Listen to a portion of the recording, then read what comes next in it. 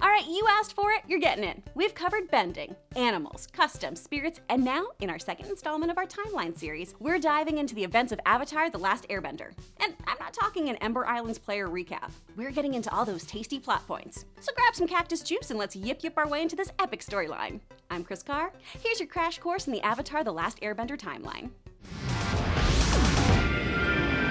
Before we dive in, I want to give a shout out to our patrons on Patreon. Thanks to you guys, we get to keep writing, reviewing, and revisiting your favorite shows. Head over and see if a tier works for you. If you can't help monetarily, remember, sharing, liking, and subscribing are still the lifeblood of this channel. On to the important plot points of Last Airbender. Water Tribe siblings Katara and Sokka, now teenagers, are out fishing in a canoe. Right away, we see Katara has some natural ability for waterbending and is trying to nurture this ability. Hey! Why is it that every time you play with magic water, I get soaked? Sokka, well, he's much more concerned with fishing and is frankly annoyed by her magic water. It's not magic, it's water bending. And it's... Yeah, an ancient art unique to our culture, blah, blah, blah. Katara tries to explain the sacred art of waterbending to her warrior wannabe big brother, and the two get in a fight. Katara's heightened emotion seems to power up her bending abilities and cracks a huge iceberg, causing it to break and fall into the ocean. Another iceberg emitting blue light rises from the waves, containing two figures within its icy walls. Katara sees that someone and something is inside, takes her brother's club, and starts banging on the ice. A gust of air launches her back, the ice breaks, and a burst of light shoots into the sky.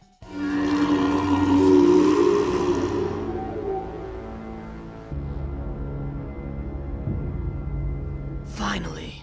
Enter Fire Nation Prince Zuko. We learn that Zuko has been hunting the Avatar for the past 2 years. He sees this bright light aboard his naval ship. While his Uncle Iroh dismisses the light, Zuko orders his soldiers to head towards it, believing that the Avatar must have caused it. Zuko must find the Avatar to restore his honor, remember. Back with the iceberg, it's revealed that the ice has preserved a young boy with arrow tattoos all over his body. It's Aang, and his giant six-legged furry beast Appa. Once he comes to, Aang immediately suggests they all go penguin sliding. What is it? Will you go penguin sledding with me? Sure. Who wouldn't want to after you come out of a coma? I feel like that was definitely missing from while you were sleeping. Aang sneezes, which launches him into the air, and Aang confirms that he's an airbender, which is pretty crazy to Katara and Sokka since no one has seen an airbender in a good 100 years. Since Aang is an air nomad, Katara asks him if he knows whatever happened to the Avatar, since he too was an airbender.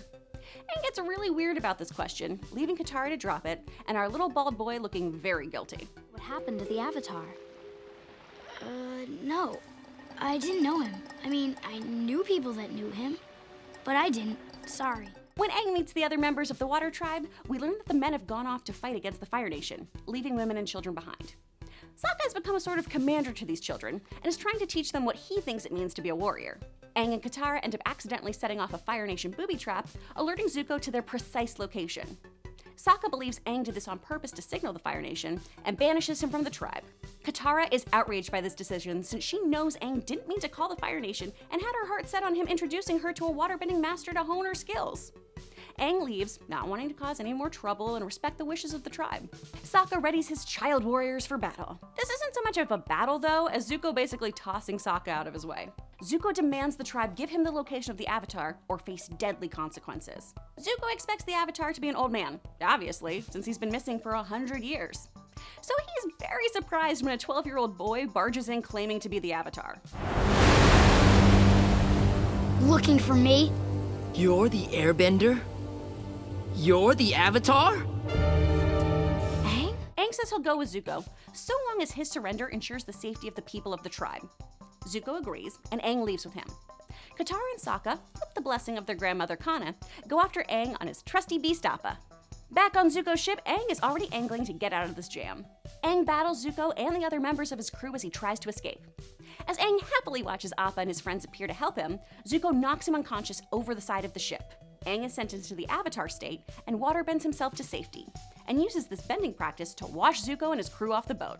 Katara asks why Aang had lied about being the Avatar, and he lets her know that he never wanted this responsibility. Katara reminds him that the world desperately needs the Avatar to restore balance. Katara and Sokka decide to travel with Aang to find him bending teachers to master the 4 elements. It'll allow Katara to hone her ability, and Sokka can kick some Fire Nation butt.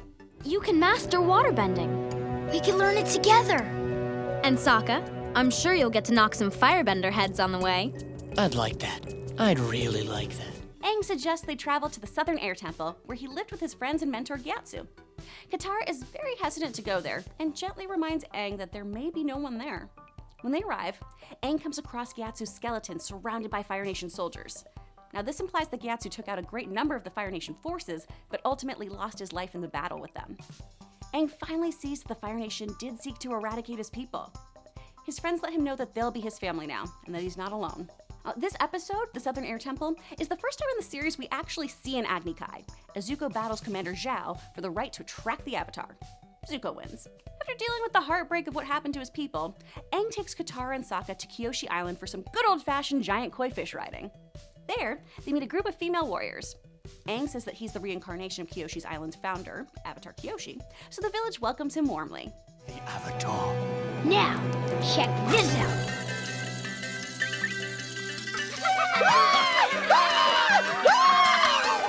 While on the island, Sokka is schooled by the warriors' leader Suki, who helps him reshape his sexist attitude towards women in combat. She shares with him her fighting skills and techniques, and in the process, crushes on Sokka hard. Next, they run to Aang's old crazy pal Bumi, who's now king of Umashu. Also, damn! Bumi's at least 112 and he is jacked. Imagine having a Thanksgiving disagreement with that crazy old dude. It's pretty fun messing with people. Aang, you have a difficult task ahead. The world has changed in the 100 years you've been gone. Shortly after, Team Avatar travels to a town controlled by the Fire Nation, where earthbending is forbidden. Katara gets herself arrested to help an earthbender out, and while there, sparks a rebellion, encouraging the earthbenders to fight. In the midst of the prison riot, Katara loses her mother's necklace, which is found by Zuko, still on their trail. As the gang continues traveling towards the North Pole, Aang expresses how he doesn't know how to be the Avatar, and is worried about fulfilling his duties to the world. It's the Avatar's job to protect nature, but I don't know how to do my job. That's why we're going to the North Pole, to find you a teacher. A local villager who spotted Appa in the sky finds Team Avatar, and asks them to come to his village and help. Heibai, the black and white spirit, comes and attacks their village nightly, taking a villager with it after every attack. The villagers feel that the Avatar, who is the bridge between the physical realm and the spirit world, is the only person who can fix this situation. Aang, despite not knowing anything about the spirit world, decides that he has to try to help the village. Yeah, he's not so great at this yet. Sokka tries to help Aang, but ends up being abducted by Heibai, prompting Aang to go after his kidnapped pal. Somehow, Aang accidentally finds himself in the spirit world.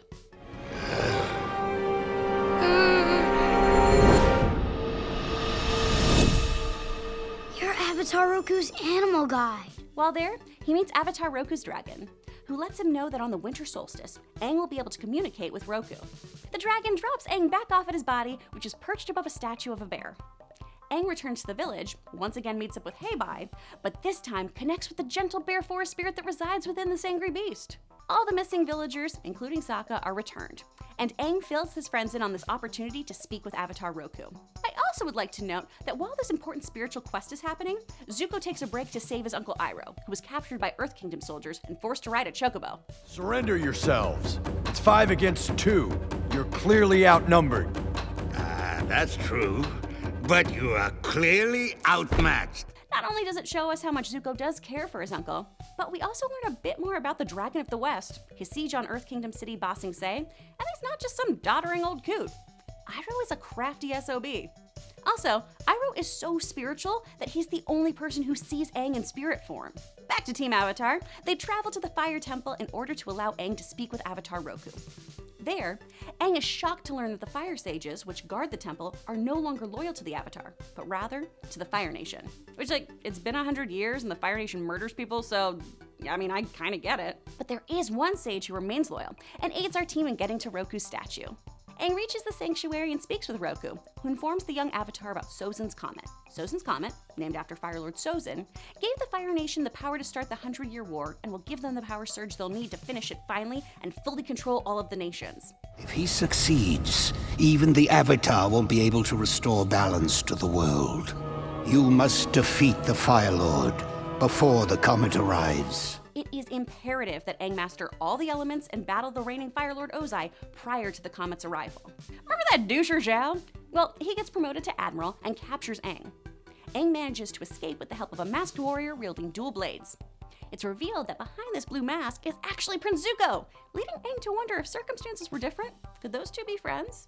If we knew each other back then, do you think we could have been friends too?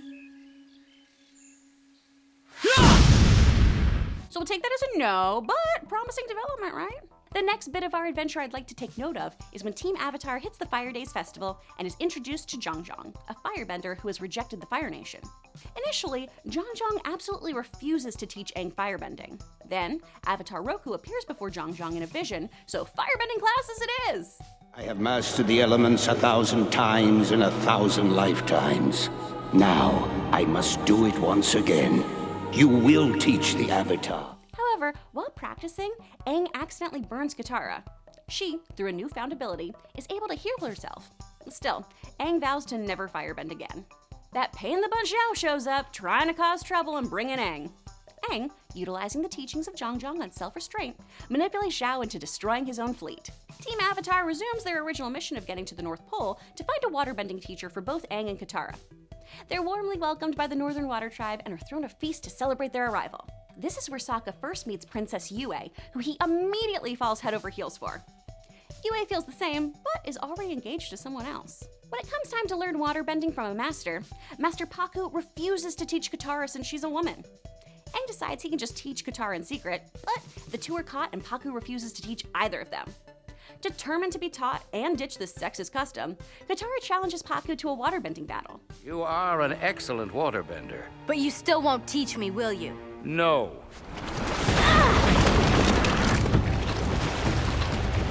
She puts up a heck of a fight, but loses.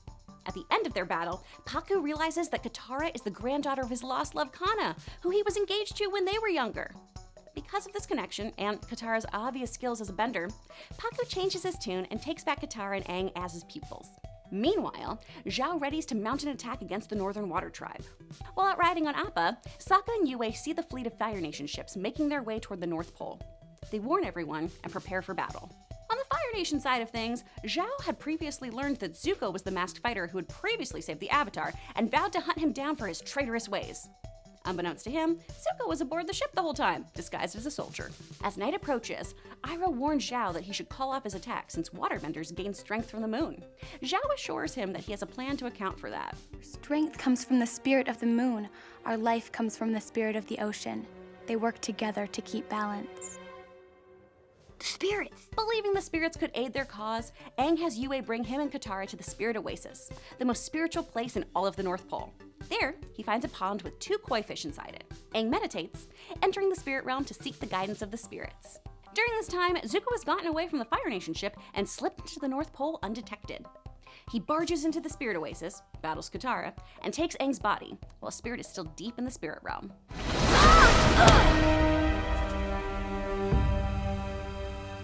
You rise with the moon. I rise with the sun. Katara, Sokka, and Yue go in search of Zuko and Aang. Oddly enough, having the unconscious Avatar in tow, Zuko opens up to him, talking about his relationship with his family son. Not that you would understand. You're like my sister. Everything always came easy to her. She's a firebending prodigy. While in the spirit world, Aang gets confirmation from Ko that the koi fish are spirits, and is guided out of the realm by good old Heibai, the forest bear spirit. Aang sends his spirit back to his body, emitting across the sky as a bright light which guides his friends to where he's being held captive.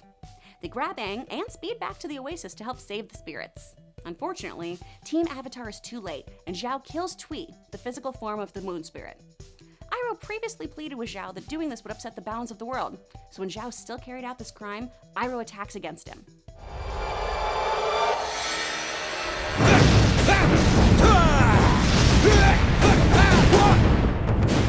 This act against the Fire Nation now makes him, as well as Zuko, enemies of the Fire Nation, and the two will both have to avoid capture.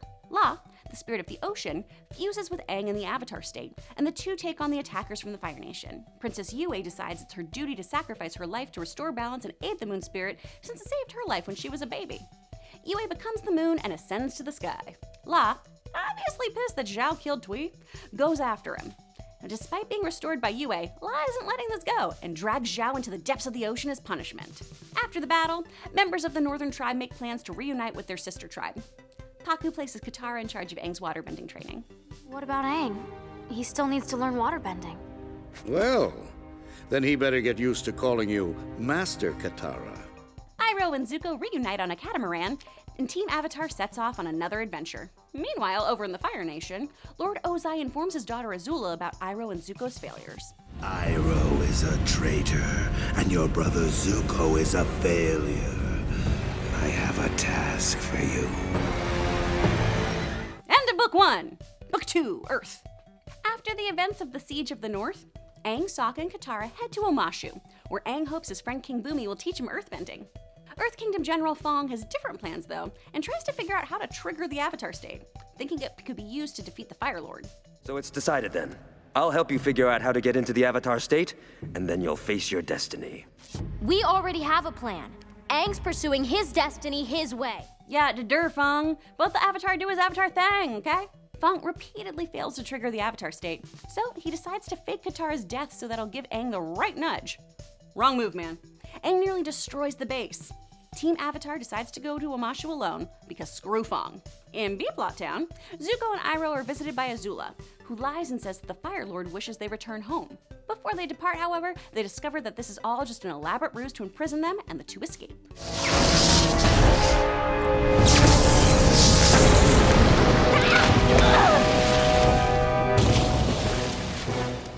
When the gang arrives in Omashu, they learn that the city's been overthrown and Bumi has been captured. Aang and company are nearly captured, but Katara claims Sokka has pentapox to scare off the guards. Meanwhile, Azula decides to travel with a small, elite group to fulfill her mission for her father. She travels with Mai, a girl proficient in wielding knives, and Ty Lee, a nimble acrobat with strong fighting skills and a chi blocking ability that can temporarily remove the ability to bend. Team Avatar comes into contact with the Earth Kingdom resistance and helps them escape Omashu with an outbreak of the fake pentapox.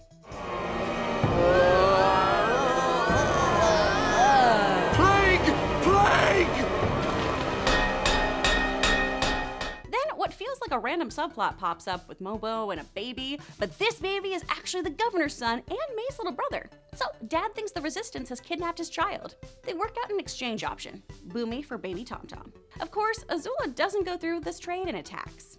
Aang manages to rescue Bumi, but Bumi explains that he chose to surrender and needs to appear to be under Fire Nation lock and key. Bumi tells Aang he needs to find an earthbending teacher who waits and listens and can teach him more about the neutral Jin approach.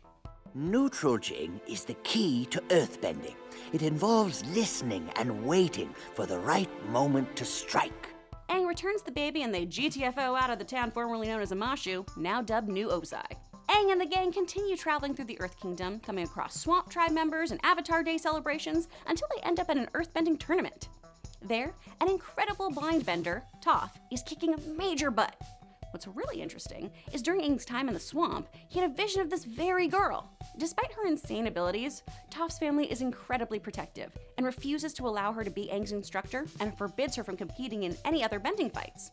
Toph, not super great with authority, runs away from home, unbeknownst to our heroes, and joins Team Avatar. My dad changed his mind. He said I was free to travel the world. Well, we better get out of here before your dad changes his mind again. Toph and Aang get to work, and earthbending proves very difficult for the Avatar. After all, Earth and air are opposing elements and have very different approaches. Toph proves to Aang that he is capable of thinking like an earthbender, and he eventually moves some rocks.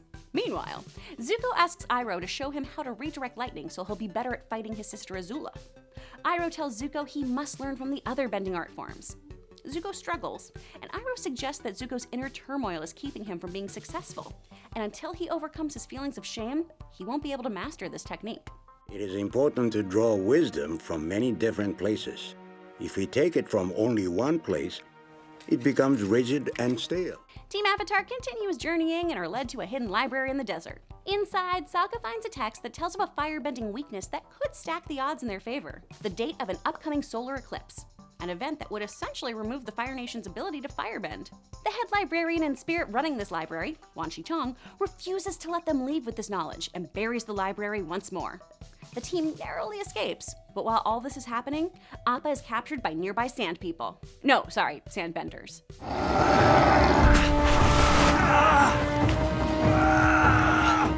Our heroes journey to Ba Sing Se following Appa's trail. They intend to find their trusty air bison and fill the Earth King in on the solar eclipse knowledge.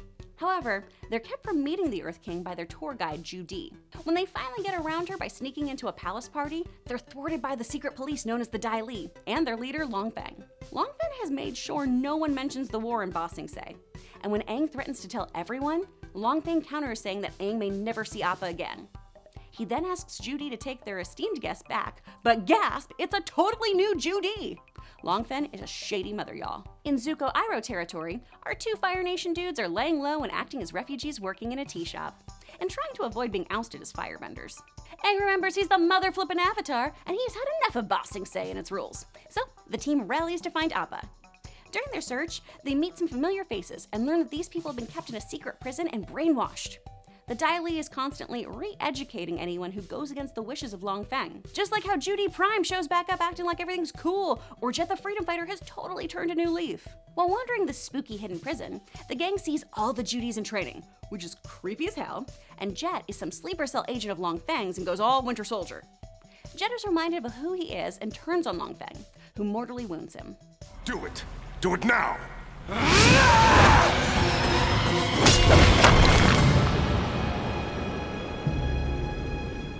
During all of this, Zuko, alerted to the Avatar's presence thanks to those snazzy Where's Appa posters, dons his blue spirit mask once more and tracks the air bison. Iroh convinces Zuko to release Appa and pursue a new, true destiny. Appa joins back up with his friends and swoops in just in time to save them from the Dai Li. Zuko leaves behind his blue mask.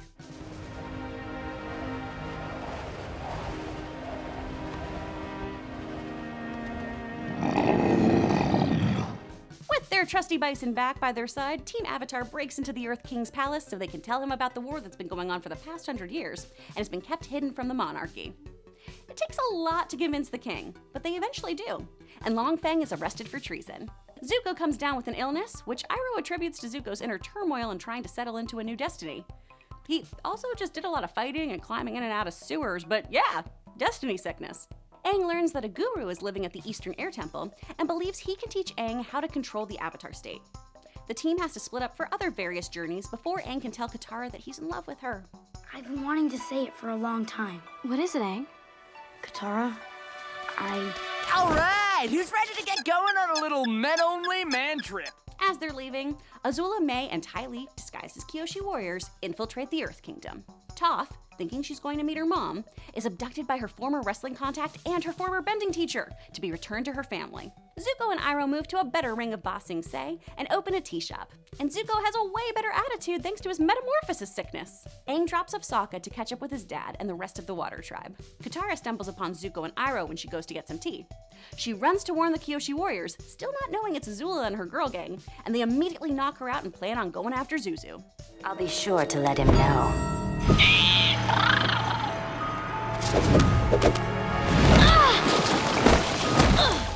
Aang trains with Guru Patik and opens his chakras. The final chakra, connected to earthly attachment, means Aang would need to let go of his attachment and love to Katara. As he tries to let her go, Aang ends up having a vision of Katara in danger. He chooses to go after her instead of open this final chakra, which could mean he can never go into the Avatar state again. By choosing attachment, you have locked the chakra.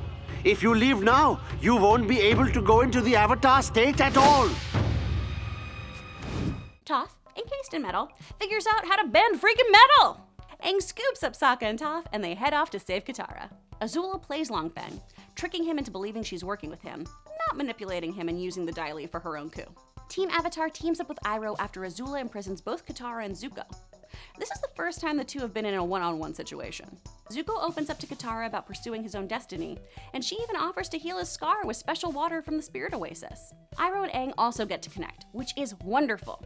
Iroh is Mr. Spiritual, so getting these two together is a real treat and something I know I really wanted for a long time when I originally watched the series back in the day. So, Toph thinks you give pretty good advice. And great tea. The key to both is proper aging. What's on your mind? When they rescue Zuko and Katara, Iroh tells Zuko that he's at a crossroads of destiny and must now choose good. Ultimately, Zuko disobeys his uncle, siding with Azula and attacking the Avatar. Aang lets go of Katara to connect to the Avatar state. But as he does so, Azula blasts him in the back, appearing to kill him while in the Avatar state. Katara rushes to his rescue, and Iroh battles his niece and nephew to give her time to get Aang's body out of there. They take Iroh prisoner, and Azula says she'll bring Zuko back as he has now restored his honor in her eyes. Katara uses her magical spirit water to heal Aang. Team Avatar flees Ba Sing Se with the Earth King, as the kingdom now belongs to the Fire Nation. We've done it, Zuko. It's taken 100 years, but the Fire Nation has conquered Ba Sing Se. I betrayed Uncle. No, he betrayed you. Hey, fire! Final season of Last Airbender, the Book of Fire. Despite the magic water, Aang is still seriously injured. Azula murdered him, so that's gonna take some PT and R&R. Aang awakes on a Fire Nation ship that is being crewed by the Water Tribe and Team Avatar. Zuko and Azula are welcomed home warmly by their father Ozai, who has been told by Azula that it was Zuko that delivered the fatal blow to kill the Avatar. Zuko actually believes Aang's still alive. Reluctantly, Aang agrees to let the world believe he's dead. We have a secret. You. Me? Yep, the whole world thinks you're dead. Isn't that great? The gang goes to the Fire Nation equivalent from that town in Footloose, helps a spirit, gets Sokka a sword master and a sweet meteorite sword, and learn about bloodbending, until finally, the day of the Black Sun is upon them. On the day of the solar eclipse, Katara and Sokka's dad Hakoda leads a ragtag team of allies into the Fire Nation capital.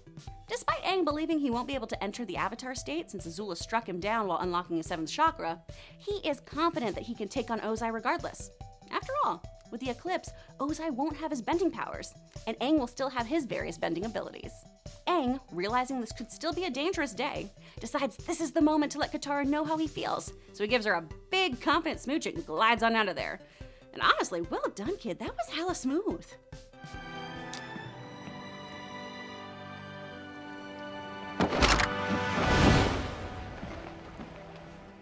The team successfully invades the Fire Nation. However, Ozai is nowhere to be found. Team Avatar tries to find the Fire Lord, but Azula stalls them until the eclipse passes. Oh, it sounds like the firebending's back on.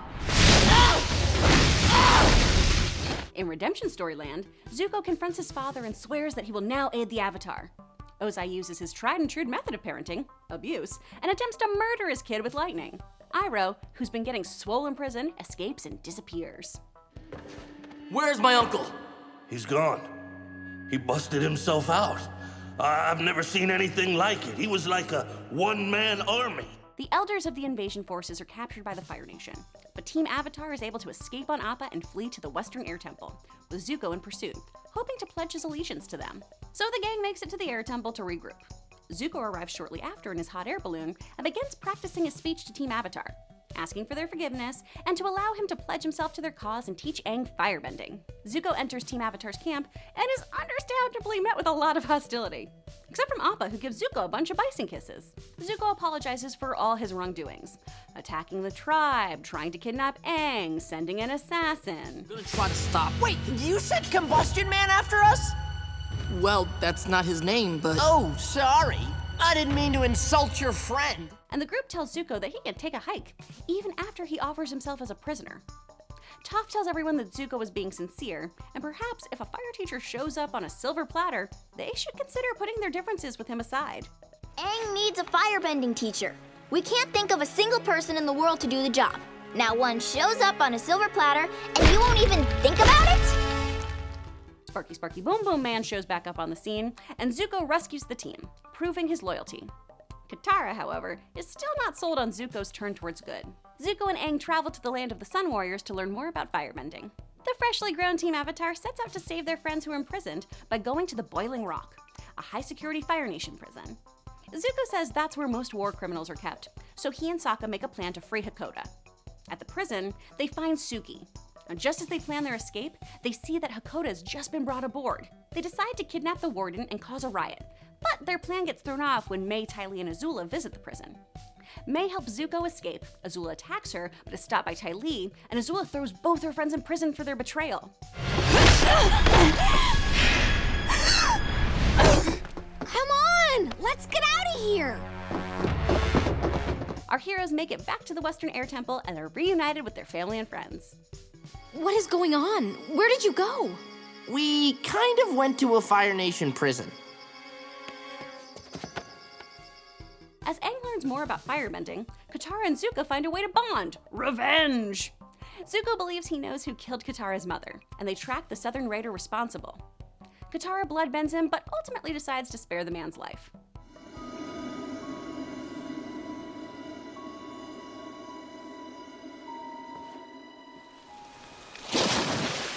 Then we get a nice little recap in the form of the Ember Island Players Avatar show to catch you up before our last 4 epic episodes. Waterbend! Hi-ya!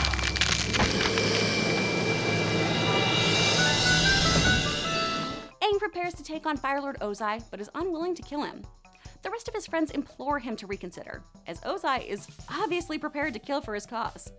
While sleeping, Avatar Aang wanders off into the ocean, sleepwalking his way onto a mysterious island. With Aang missing, the gang panics and tries to track him. Zuko suggests they use June, the bounty hunter, to locate the Avatar. June lets them know that Aang is nowhere to be found, as in he doesn't exist. Zuko pivots and has June track his uncle to Ba Sing Se. Meanwhile, over with the baddies, Ozai has redubbed himself Phoenix King and is giving the title of Fire Lord to Azula. The supreme ruler of the world. From this moment on, I will be known as the Phoenix King. Back to the Avatar, Aang is lost literally and morally. He connects to his previous incarnations and asks the Avatars before him for advice. Outside of Ba Sing Se, Bumi greets Team Avatar. He brings them to Zhang Paku and Pian Dao. We learn that Bumi waited for his moment and struck during the solar eclipse, taking back Umashu all on his own. Zuko is nervous about Iroh accepting him after his betrayal, and Katara reassures him that he'll accept him, especially since he's so sorry for what he's done. He waits for his uncle to wake up to speak with him. I thought you would be furious with me. I was never angry with you. I was sad because I was afraid you lost your way. Ugh, that moment is just so beautiful and wonderful, and we do not deserve Iroh. Iroh tells Zuko that he must be the one to take the Fire Nation throne, and that he alone can restore the Fire Nation's honor. He also says that only Aang can take on Ozai to make the war end peacefully and restore balance. The only way for this war to end peacefully is for the Avatar to defeat the Fire Lord. Iroh and the rest of the White Lotus go to take back Ba Sing Se. Katara and Zuko team up to take on Azula, and Sokka, Suki, and Toph go after the Fire Nation airships. Aang realizes he's been on the back of a lion turtle, and so he asks this wise ancient creature what should he do about Ozai. Aang isn't sure what the lion turtle actually means, but he's comforted by their advice. And obviously, something happens when the lion turtle touches his head and his heart. He goes to wait for the Fire Lord as the comet approaches. Meanwhile, Azula is losing her goddamn mind and believes everyone is out to get her. The Dai Li, her advisors, cherry pits. Everything is gonna kill Fire Lord Azula. She banishes everybody. All right, fine. Lo, you're banished. Lee, you can stay. But I'm Lee, so who's banished? Thanks to the power of Sozin's comet, Iroh and Zhang get big comet energy, and their bending abilities are supercharged. The White Lotus members tear up Ba Sing Se. Azula really leans into her insanity and tries to give herself bangs while she hallucinates about her missing mother. Aang and Ozai go mano a mano. Aang tries to reason with Ozai, but as we've established, Ozai isn't really like a let's sit cross-legged and hash this out sort of dude. He's more of a manslaughter type. End it here and stop what you're doing! You are right. I do have the power. I have all the power in the world! Seeing that Aang is back and taking care of business, Sokka has Suki and Toph help him take down the airships. They run the airships into each other, creating a domino effect of destruction. I can't see outside of this floating hunk of metal. Airship slice! Toph finishes the job thanks to her sweet metal bending ability. Have I ever mentioned how sweet it is that you invented metal bending? You could stand to mention it more. Azula's coronation is interrupted by Katara and Zuko, and his psychotic little sis challenges Zuko to an Agni Kai for the title of Fire Lord. Zuko is bringing his A-game, but when he challenges Azula to fire lightning at him, she aims for Katara instead. Zuko jumps in the way and takes on the attack. Zuko!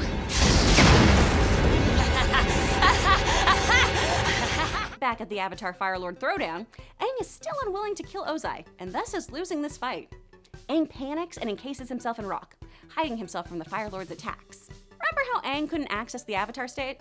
Well, Ozai accidentally opens Aang's 7th chakra when he knocks him against a rock. This allows Aang to connect to all the previous avatars and enter the Avatar state. Now it's gonna go down.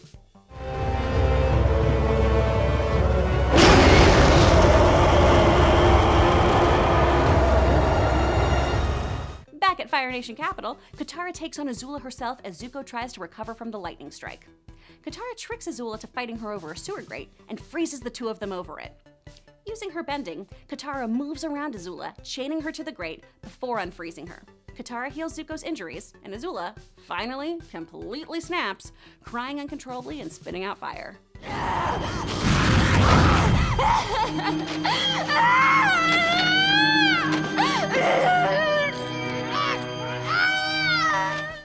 our big battle.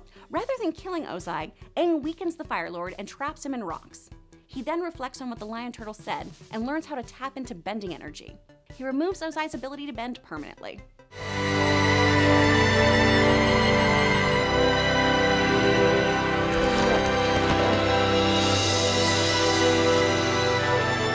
Aang then literally puts out every fire and brings an end to the war. Everyone reunites at Fire Nation capital. Zuko and Mei make out, Ty Lee really joins the Kyoshi warriors and teaches them chi blocking, and Katara and Sokka are reunited with their dad. Aang and Zuko prepare to rebuild the world together. The newly crowned Fire Lord pledges to restore the honor of the Fire Nation with the Avatar's help. Shortly after, Zuko visits his father in prison, demanding to know what happened to his mother, prompting our next adventure. We end the series with Aang and Katara sharing a kiss, but obviously, we know there's so much more to the story. Will Zuko find his mother? How will Team Avatar grow as they grow up? That'll all be in part 3 of our Avatar Timeline series. This is a really dense show, so we didn't cover every detail. If I missed your favorite moment, let me know down below. Be sure to hit the bell so you know exactly when part 3 is up. Wait, why did you give me Momo's ears? Those are your hair loopies. At least you don't look like a porcupine. My hair's not that spiky. Thank you again to all of our sponsors on Patreon, and thank you for watching. See you, Space Cowboy.